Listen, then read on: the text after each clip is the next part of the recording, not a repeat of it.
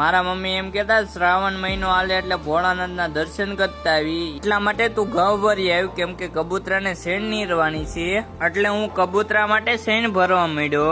મારા પપ્પાને મેં પૂછ્યું કે તમારે આવવું છે? મારા પપ્પા બીમાર છે તેદુના અમારી સાથે આવતા નથી.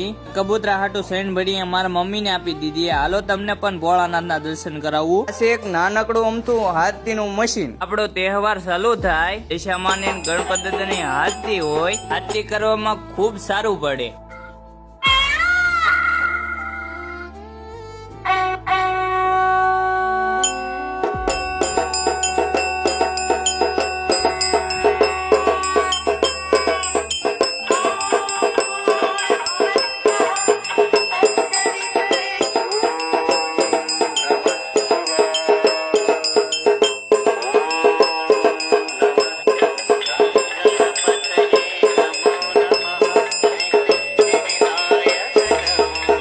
આ ઘર બેઠા મગાવવું છે તો જેલ માર્કેટિંગ નો કોન્ટેક્ટ કરજો. મારે પણ આ હાથીનું ઝાલર મશીન જે સુરત માં આવેલું છે. અમે પહોંચી ગયા દરિયા કિનારે મહાદેવના મંદિરે.